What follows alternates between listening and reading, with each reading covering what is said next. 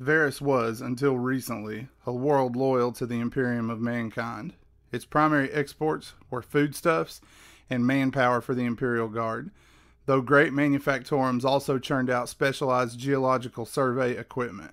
This industrial specialization provided great wealth for the planet's rulers, though never enough for their avaricious desires. They ever sought ways to augment their status in comparison to their promethium-rich planetary neighbors. In their paranoia, they also tasked their scientists and engineers with the creation of terrible weapons, rumored to have world-ending power. These they hoarded, ever suspicious that men would one day come to claim their power. An attack did come, but it took the form of a great greenskin horde.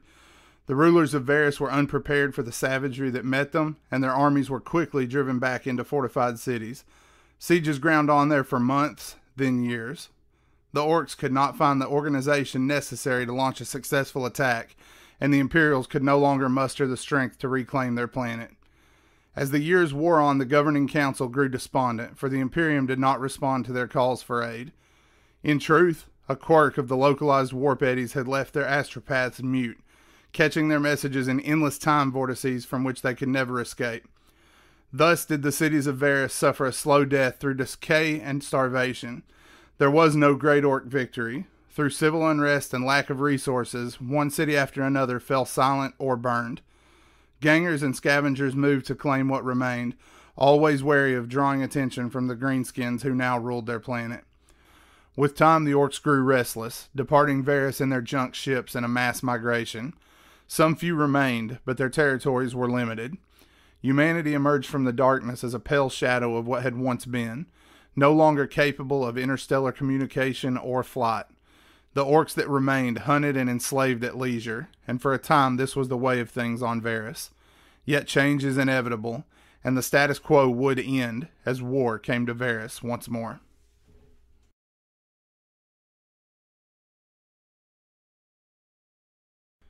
Geologically speaking, the planet of Varus is young. Its surface is largely covered by oceans, though it is home to 3 supercontinents. These land masses are widely separated from one another and are tectonically unstable. Cardus was the primary location of human life prior to the Orc invasion. Home to the capital hive of Regus, its surface is dotted with clusters of hive cities and manufactorums. Fortified spires mark the homes of the nobles, though virtually all of these have fallen into abandonment and neglect. Those that remain are inhabited by the most egomaniacal gangsters who continue to subjugate their people. In M37, there was a terrible civil war between Cardus and the second supercontinent, Solrus. This was a conflict which Cardus won definitively. As a result, the rulers of Cardus brought all technological improvement to their own lands, leaving Solrus to provide the tithes for the Imperial Guard and to farm their lands in relative squalor. This has naturally led to ill intent between the two groups of people. When the Orc invasion came, Cardus chose to leave Solrus all but undefended, recalling planetary defense forces to Cardus to protect industrial holdings and population centers. They reasoned that this show of strength would force the crude Orcs to seek easier prey on the other continents. Any foodstuffs lost could be replaced once Imperial reinforcements arrived, or so they believed. Unfortunately for the people of Cardus, this plan completely failed to take the Orc mindset into consideration. The Greenskins were drawn to the military might like moths to a flame, eager for a battle that the PDF was not prepared to provide. In the first few months alone, production had ground to a halt, the leaders were driven back into their spires, and the death toll spiraled into the billions. With the Greenskins' eventual departure, Cardus is largely quiet and decrepit. Those leaders unable to flee now rot alongside the people they once controlled.